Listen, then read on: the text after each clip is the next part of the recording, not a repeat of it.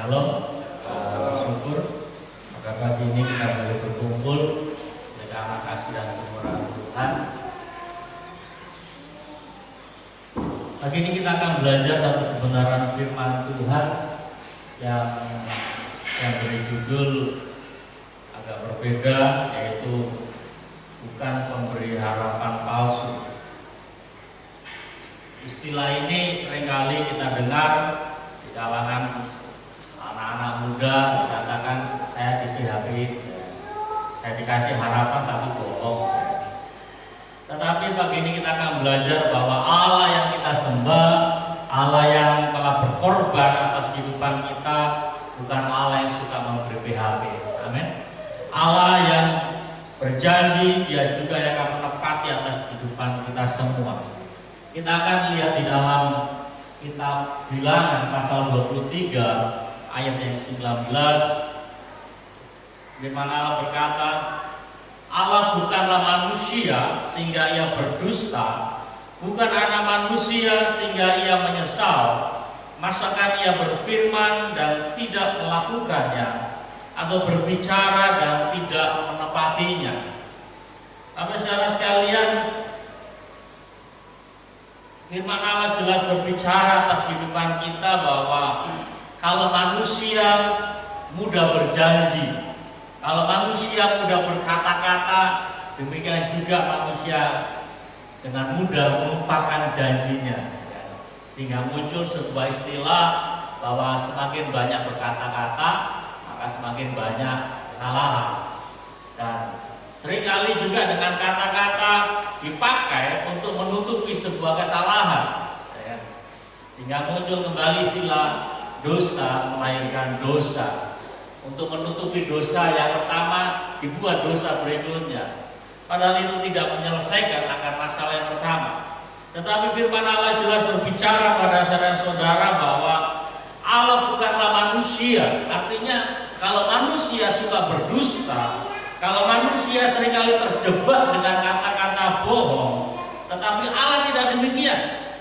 Dan juga dikatakan Dia bukan anak manusia sehingga ia menyesal, tetapi katakan masakan ia berfirman dan tidak melakukannya, atau berbicara dan tidak menepatinya. Dia Allah yang berfirman, tetapi Dia juga Allah yang melakukan. Pagi ini kita akan belajar akan kebenaran firman Tuhan ini yang kiranya dapat menolong saudara-saudara bahwa tidak perlu kita meragukan akan janji Tuhan. Sampai saudara sekalian, di dalam firman Allah terdapat ribuan janji Allah. Ada banyak janji Allah disampaikan di dalam firman Allah. Baik firman Allah atau janji yang bersifat ada syarat, maupun ada juga janji Allah yang tidak bersyarat. Kita lihat salah satu contoh tentang janji Allah yang tidak bersyarat.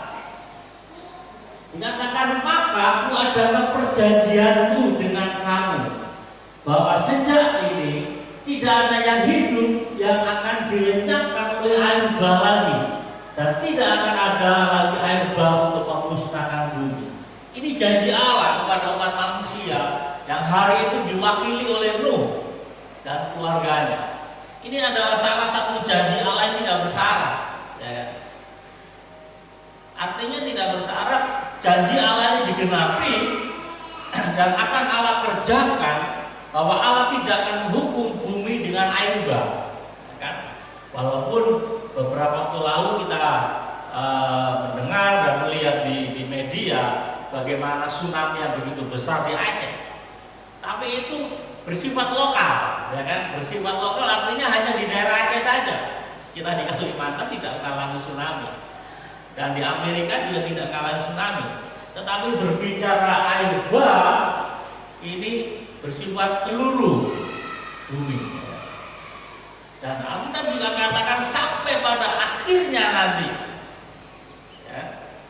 Akhirnya artinya hari kiamat, Tuhan tidak memusnahkan bumi dengan air bah, tetapi dengan api. Nah, beda, lebih ngeri. Artinya janji Allah ini adalah janji yang tidak bersyarat. Mau manusia itu hidup benar atau manusia itu dalam dosa, Allah tidak akan menghukum bumi dengan air bah. Itu janji Tuhan. Nah, dan tentunya ada banyak janji-janji Tuhan juga yang memiliki syarat. Nah, kadangkala pada saat berbicara tentang janji Tuhan yang bersyarat inilah yang saya dan saudara harus menepati syarat-syarat itu. Nah, pada saat kita gagal menepati syarat yang Tuhan berikan, seringkali manusia tidak menyadari, oh ini saya yang salah, saya yang gagal memenuhi syarat daripada Tuhan. Akhirnya kita menuduh Tuhan ini tukang PHP, Tuhan ini nggak menepati janjinya, padahal yang keliru kita. Nah, Bapak saudara sekalian, gimana Allah pada pagi ini mengajar saudara-saudara bahwa Allah bukanlah manusia sehingga ia berfirman dan tidak menepatinya. Pada pagi ini kita akan belajar apa yang menjadi dasar, ya kan? Apa yang menjadi alasan sehingga kita harus mempercayai bahwa Allah bukanlah pribadi yang suka memberi PHP. Tapi saudara sekalian, kiranya firman Tuhan pada pagi ini boleh menolong saya dan saudara bahwa kita mesti memiliki keyakinan yang kokoh terhadap janji-janji Tuhan. Yang pertama kita belajar bahwa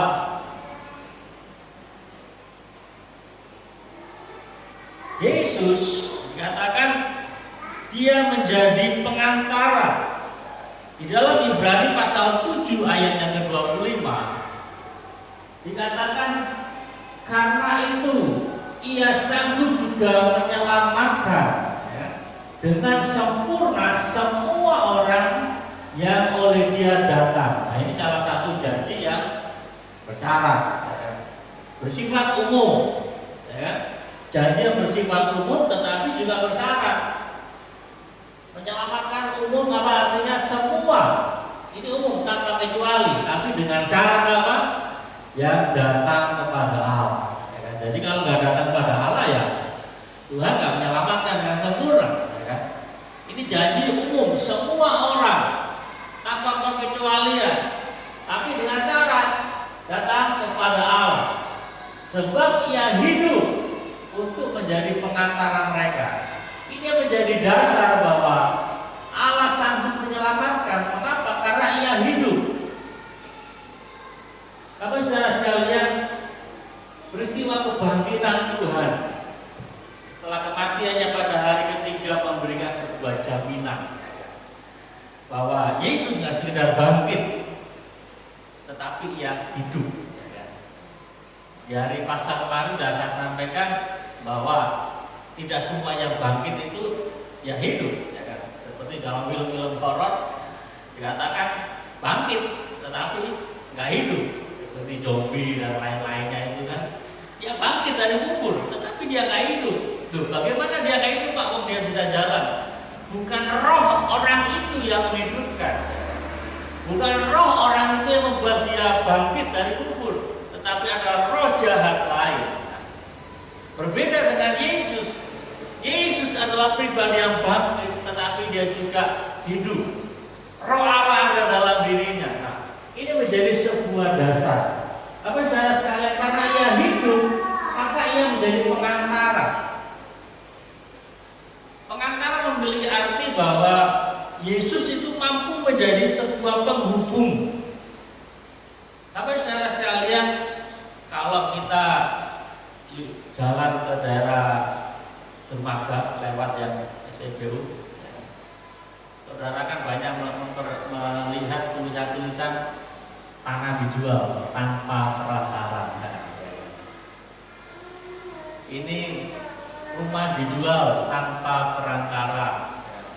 Atau juga kalau masuk kota, ini barak disewakan tanpa perantara. Artinya bahwa di sisi lain ada banyak perantara-perantara untuk kepentingan bisnis. Nah, apa fungsi daripada perantara? Perantara untuk menjadi penghubung, memudahkan. Hari ini kita dipermudah dengan media untuk menjajakan sesuatu, apalagi kalau kita berdagang, kita pakai Facebook, kita pakai media sosial untuk menyampaikan dagangan kita, dipermudah. Tetapi bagi orang-orang yang tidak memiliki dasar, tidak memiliki hati untuk marketing, maka kesulitan untuk menjual sesuatu. Nah, pada saat dia mengalami kesulitan untuk memasarkan apa yang dia punya, maka diperlukanlah seorang perantara. Ambil contoh tanah di samping ini kan dijual, orangnya ada di Palangkaraya, dan beberapa kali sampaikan ke saya, Pak Pendeta tolong dibantu untuk jualkan. Ada kesulitannya apa? Beliau ada di Palangkaraya. Meskipun ditulis ada nomor HP, beberapa kali spanduknya, ini spanduk yang ketiga sudah tumbang juga, karena termakan usia. Apa saudara sekalian, perantara memiliki peran yang sangat penting, terlebih secara rohani. Pertanyaannya, manusia siapa yang dapat menyelamatkan manusia dengan sempurna? Manusia siapa yang mampu menjadi pengantara? Dalam perjanjian lama ada banyak pengantara-pengantara, yaitu para nabi. Tuhan memakai para nabi menjadi perantara untuk menyampaikan firman kepada umat manusia. Mengapa Tuhan pakai nabi? Mengapa Tuhan pakai perantara? Kita tahu kalau Allah sendiri yang berfirman kepada manusia, selesai manusia. Selesai dalam artian apa? Manusia pasti mati. Manusia berdosa nggak sanggup ada dalam hadirat Allah. Contoh besar adalah pada saat umat Israel keluar dari tanah Mesir, dikatakan Tuhan berbicara pada Musa, besok aku akan berfirman kepadamu, tetapi kau harus menguduskan dirimu. Dan orang-orang Israel harus berdiri di luar batas. Itu harus membuat garis di kaki gunung Sinai. Tidak ada seorang pun yang boleh melewati batas itu. Kalau mereka berani melewati batas, mereka mati.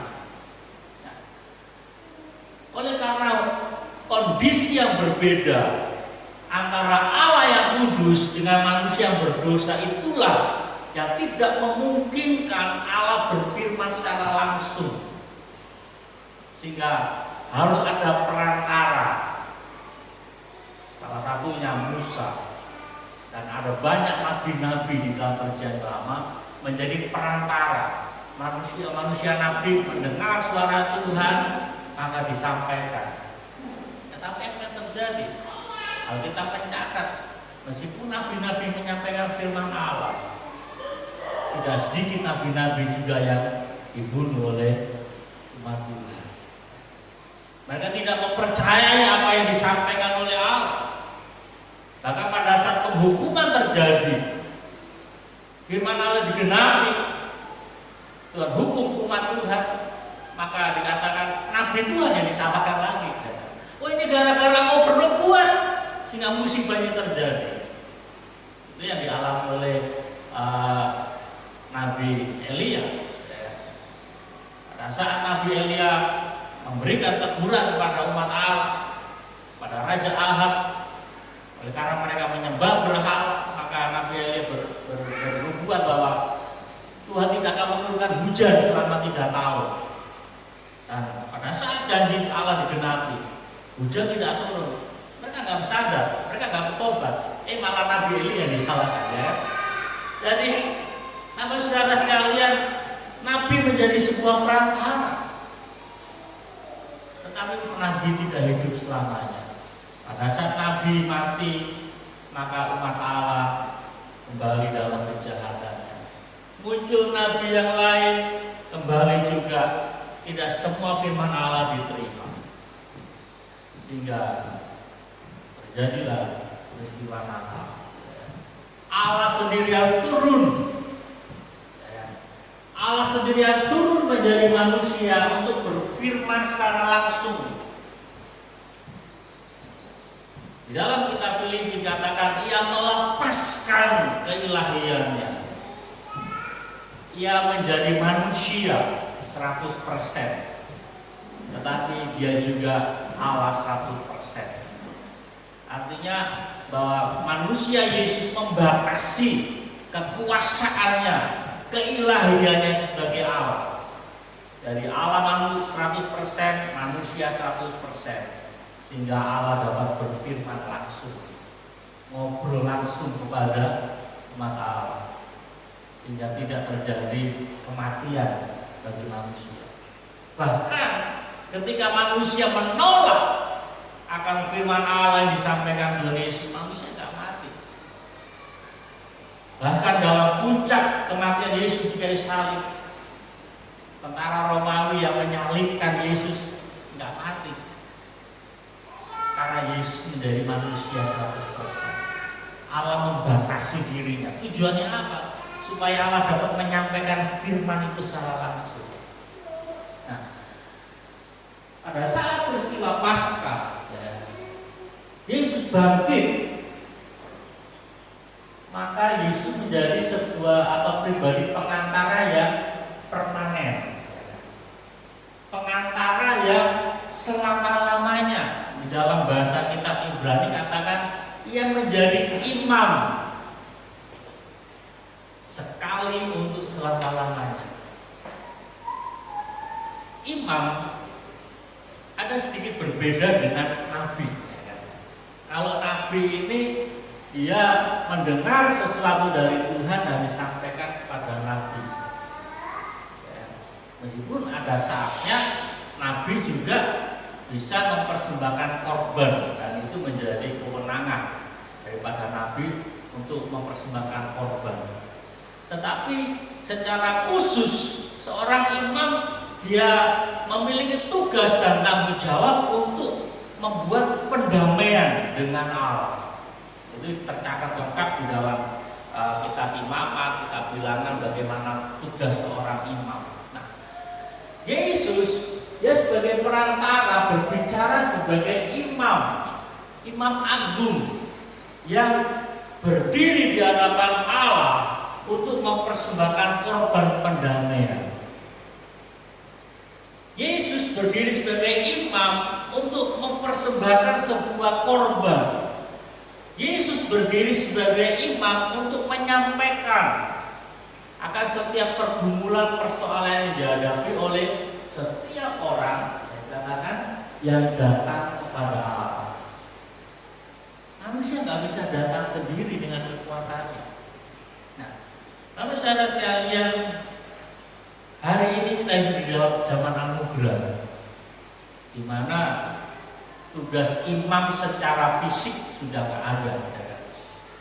Hari ini kami sebagai hamba Tuhan, juga sebagai imam, tidak harus pada saat saudara berdoa, saudara panggil kami. Wah, ini tugas pendeta berdoa. Nanti kalau saya berdoa nggak didengar Tuhan, tidak. Pada saat baru saudara sekalian berdoa langsung pada Tuhan, Tuhan juga dengar. Tetapi bagaimana peran secara rohani?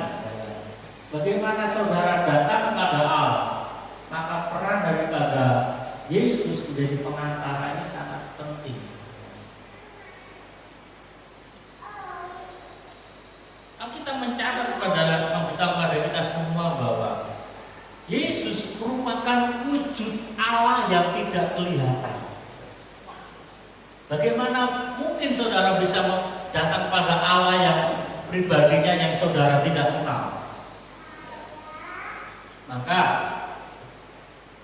disitulah terjadi ada banyak penyimpangan. Manusia membutuhkan sebuah figur. Manusia membutuhkan sebuah gambar yang jelas. Siapakah Allah itu? Pada saat manusia tidak mendapati sebuah gambaran tentang Allah, maka manusia datang pada pohon.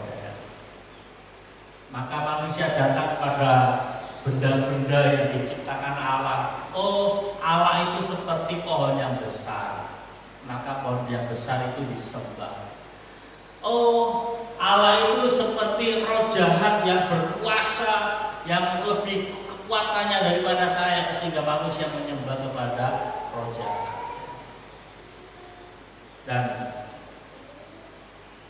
Yesus, Alkitab katakan Yesus adalah gambar Allah yang nyata di dalam pribadi Yesus.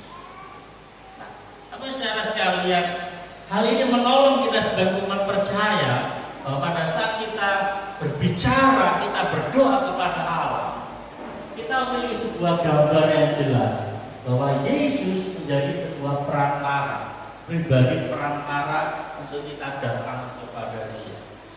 Yesus sanggup menolong saudara-saudara. Karena kenapa? Karena Ia hidup. Nah, oleh karena itu kita berkata pada kita semua bahwa serahkanlah hidupmu kepada Tuhan dan percayalah kepadanya dan Dia akan bertindak. Mazmur pasal 37 ayat yang kelima. Ini sesuatu yang sederhana sebenarnya. Dikatakan serahkanlah hidupmu kepada Tuhan dan percayalah. Artinya pada saat kita memiliki pergumulan, kita memiliki persoalan dalam kehidupan kita, dikatakan ayo kita serahkan. Tidak sekedar masalah, tapi dikatakan hidup kita pada Tuhan. Dan selanjutnya dikatakan percaya. Tadi gambaran pertama yang saya awali dikatakan kalau ada seorang menjual tanah, maka dia pakai perantara. Maka sikap kita adalah kita mempercayai perantara itu. Apakah mungkin kita pakai perantara untuk menjualkan sesuatu yang kita miliki tapi kita nggak percaya? Kita mikir nanti kalau saya pakai perantara dia, nanti dia ambil komisinya terlalu banyak. Ya, dia ini pintar nggak marketingnya. Kalau kita memiliki ketidakpercayaan, nggak mungkin kita bisa pakai orang itu menjadi perantara. Hal yang sama juga. Di saat kita tidak percaya kepada Tuhan, maka nggak mungkin kita datang kepada Allah. Kita datang kepada Yesus sebagai pribadi yang pernah menjadi manusia, akan menolong kita. Tidak mungkin kita akan menyerahkan pergumulan kita kepada Yesus. Oleh karena itu firman Allah katakan percayalah kepada Allah, maka Ia akan bertindak. Perkara selanjutnya yang perlu kita belajar adalah mengapa kita mesti mempercayai akan Allah, bukanlah pribadi yang suka berbohong atau memberi PHP. Dikatakan bukan Allah yang berteori. Maksud daripada judul saya hari ini adalah, kita lihat ayatnya supaya lebih jelas. Dikatakan sebab oleh karena Ia sendiri telah menderita karena pencobaan, maka Ia dapat menolong mereka yang dicobai. Tapi saudara sekalian, berawal daripada ayat ini saya mendapatkan sebuah kesimpulan yang menjadi subjudul kita, bahwa Allah yang kita sembah bukan Allah yang hanya berteori. Berteori artinya Allah hanya memberikan perintah kepada manusia, hidup benar, kamu manusia harus hidup kudus, kamu manusia harus percaya kepada Allah. Allah nggak sekedar hanya berteori memberikan firman, tetapi Dia juga Allah yang telah menjadi manusia dan menderita karena pencobaan. Ini yang membedakan antara Allah kita sembah dengan Allah-Allah yang lain. Yesus Dia gak sekedar memberikan perintah kepada manusia, hai manusia kasihilah Tuhan Allahmu, hai manusia dalam kau beribadah kepada Allahmu, jangan ada padamu Allah lain. Allah Yesus tidak sekedar berbicara, tetapi Yesus juga mengalami akan kesulitan sebagai manusia. Bahkan pada saat Yesus lahir, Yesus tidak mengambil posisi sebagai putra mahkota sebuah kerajaan yang besar. Meskipun Yesus bisa, ya lahir dari Raja Yunani yang berkuasa, ya lahir dari keturunan Kaisar Romawi, sehingga dia lahir kemudian langsung orang menyembah-nyembah dia. Tetapi Yesus lahir tidak mengambil posisi kenikmatan sebagai manusia. Yesus lahir di dalam keterbatasan, bahkan kemiskinan. Bahkan Yesus mengambil posisi sebagai pribadi yang sangat-sangat menderita.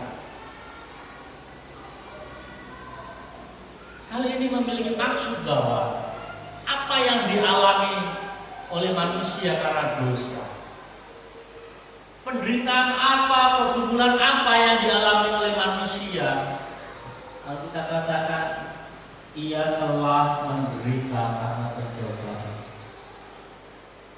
Bapak saudara sekalian, saya gambarkan kalau tadi malam kita tidur di atas kasur yang empuk, kita tidur di spring bed yang empuk, nanti malam silakan coba tidur di atas tikar. Saya jamin besok pagi saudara bangun sambil pegang pinggangnya, saudara akan mengalami kesakitan. Itu sesuatu yang gak nyaman. Kita bisa bayangkan bahwa Yesus adalah pribadi yang tidak berdosa, ya yang dulunya tinggal di surga yang penuh dengan kemuliaan, tidak ada bau dosa, tidak ada bau tentang kejahatan di surga. Ia harus turun dalam dunia yang penuh dengan dosa. Itu sesuatu yang gak nyaman. Belum lagi dikatakan oleh Alkitab yang menderita karena pencobaan. Yesus menderita bukan karena kesalahannya dia, sesuatu yang seharusnya Yesus tidak tanggung. Berbeda kalau kita melakukan kesalahan kemudian kita dukung, ya wajar. Tetapi Yesus dia mengambil posisi ini. Tujuannya apa? Jelas. Maka ia, itu huruf besar, Yesus dapat menolong mereka yang dicobai.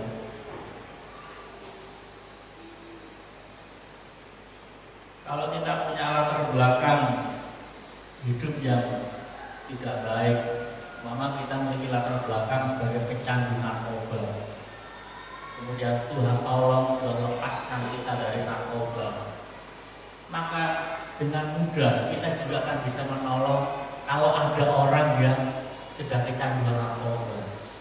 Lebih mudah kita memberikan pengalaman kita, lebih mudah kita memberikan cara-cara bagaimana bisa lepas dari kata narkoba. Berbeda dengan kita yang tidak ada latar belakang di situ. Kita megang narkoba saja nggak pernah, kita mau ngajari orang yang terikat narkoba untuk lepas. Ya kita hanya menang teori gitu loh. Kita bisa baca buku-buku, semua bisa kita pelajari, tetapi pengalaman itu nggak ada. Nah sedangkan kita katakan Yesus, ia sanggup menolong karena apa? Ia pernah, bukan pernah berdosanya, tetapi ia pernah mengalami penderitaan yang dialami oleh manusia. Apa saudara sekalian, hal ini yang memberikan jaminan bahwa Allah bukan pribadi yang PHP-an. Allah adalah pribadi yang sanggup menolong kehidupan setiap umat manusia yang datang kepadanya. Bahkan Alkitab mencatat penderitaan yang paling berat dikatakan ketika Yesus ada di kayu salib. Dan seharusnya ia mengalami pertolongan. Tetapi Alkitab katakan maka Allah Bapa memalingkan mukanya. Kalau kita ditolak oleh teman, ya kan, karena kita nggak mau kompak, ya itu menyakitkan. Kalau kita kehadiran kita nggak dihargai, itu menyakitkan. Tetapi kita akan sangat sakit sekali kalau dikatakan orang tua kita yang melahirkan kita tiba-tiba katakan aku nggak ngaku kamu sebagai anak. Oh, itu sakit saudara. Itu yang dialami oleh Yesus. Sehingga Alkitab katakan di kayu salib Yesus berseru, Eli, Eli lama sabachthani. Yang memiliki arti, Allahku, Allahku, mengapa engkau meninggalkan aku? Di mana yang selama ini ya, Allah Bapa senantiasa dekat dan selalu mendengar apa yang diminta Yesus. Kita ingat cerita tentang Lazarus pada saat dibangkitkan, apa yang menjadi doa Yesus, apa yang menjadi kata-kata Yesus. Yesus berkata, Bapa, aku tahu engkau selalu mendengar doaku.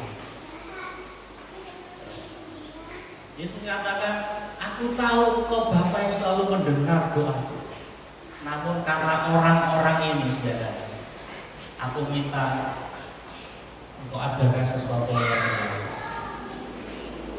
Tetapi pada saat Yesus ada di kayu salib, di puncak penderitaannya, Bapa meninggalkan dia.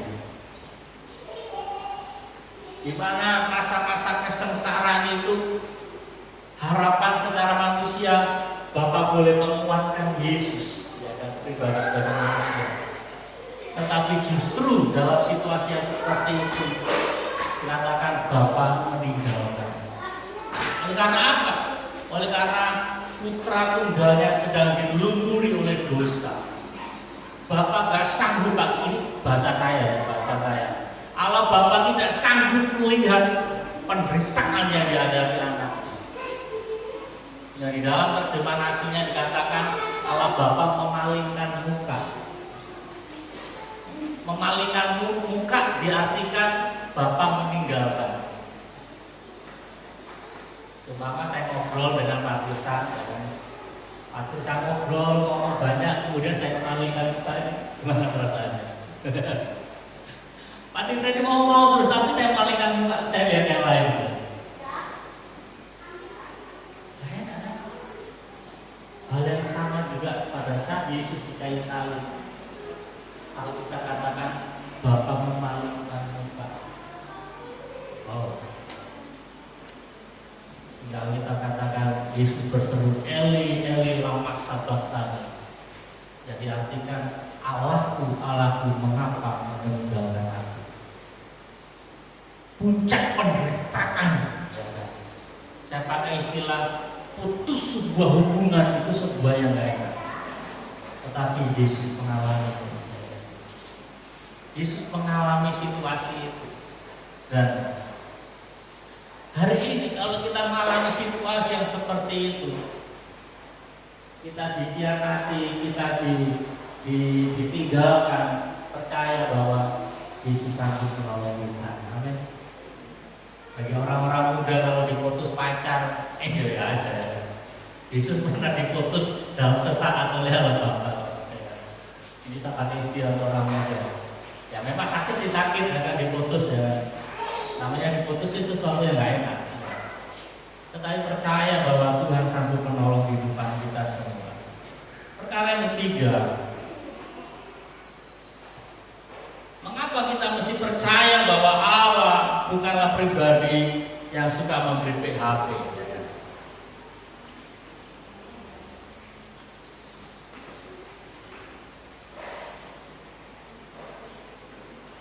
Dikatakan ia berkuasa di surga dan di bumi. Ia berkuasa di surga dan di bumi. Dikatakan di dalam Injil Matius pasal 28 ayat 18 dikatakan,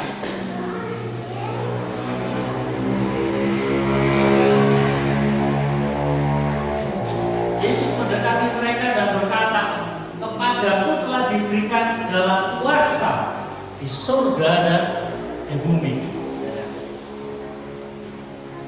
Kekuasaan yang Yesus miliki dikatakan di bumi dan di surga. Mengapa Yesus tekankan ini? Mari kita ingat apa yang dikatakan oleh Alkitab ketika Yesus dicobai oleh iblis. Iblis katakan kepada Yesus di padang gurun hari itu, melihat semua kerajaan di bumi, aku akan berikan itu kepadamu kalau kau sujud menyembah kepada. Artinya sebelum peristiwa kebangkitan, iblis ada dalam kuasa penuh terhadap dunia, sehingga iblis berani berkata, kalau kau sujud menyembah kepadaku, aku akan berikan semuanya itu kepadamu. Tetapi Yesus tidak mengambil jalan pintas. Yesus tidak ambil jalan pintas atau jalan singkat untuk mengalami menerima kekuasaan di bumi. Yesus mengambil jalan salib.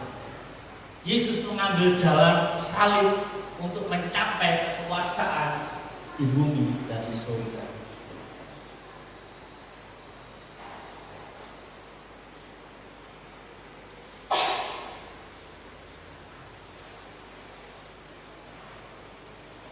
Dikatakan Kolose pasal 2 ayat yang 15, ia telah melucuti pemerintah-pemerintah. Ini pemerintah bukan pemerintah formal, ya kan? Tetapi pemerintah penguasa juga, pemerintah-pemerintah dan penguasa-penguasa, dan menjadikan mereka tontonan umum dalam kemenangannya atas mereka. Jadi Yesus mencapai kekuasaan di bumi dan di surga digambarkan seperti sebuah perebutan dalam peperangan. Yesus mencapai dan menerima akan kemenangan yang mutlak di bumi dan di surga, bukan karena pemberian iblis, bukan karena Yesus sujud menyembah kepada iblis hari itu, tetapi melalui kemenangannya di kayu salib.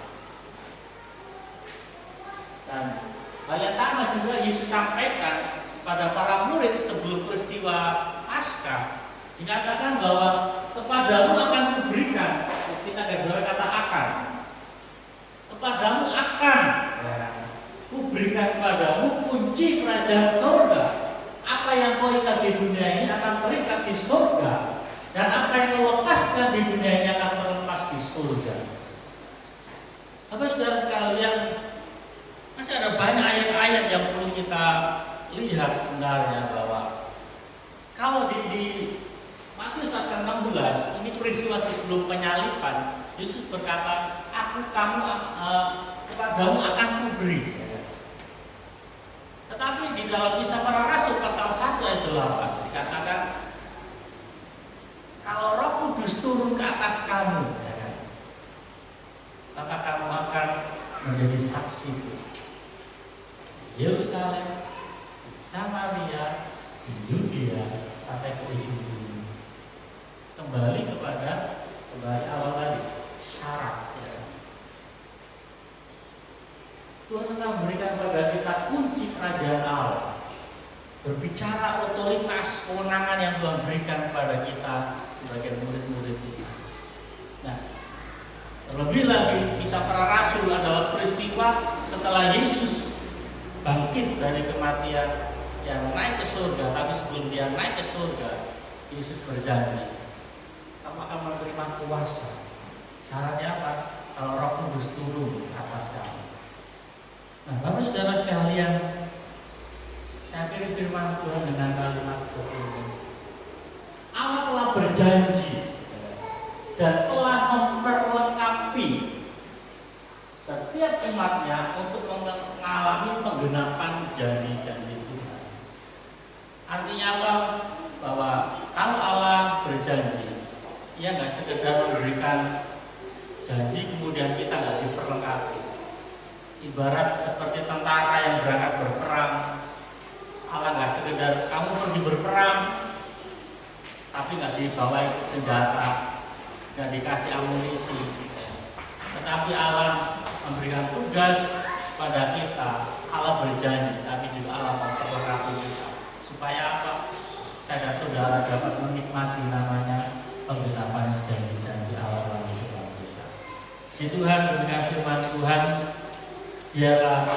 Tuhan pada pagi ini boleh menolong kita untuk kita nggak pernah ragu lagi terhadap apa yang Tuhan katakan. Meskipun hari ini kita belum menerima penggenapan janji Tuhan, percaya bahwa Tuhan nggak pernah berdusta. Ia bukan manusia yang berfirman dan tidak mengetahui. Mari percaya kepada janji Tuhan. Biarlah kita hidup dalam kemenangan dan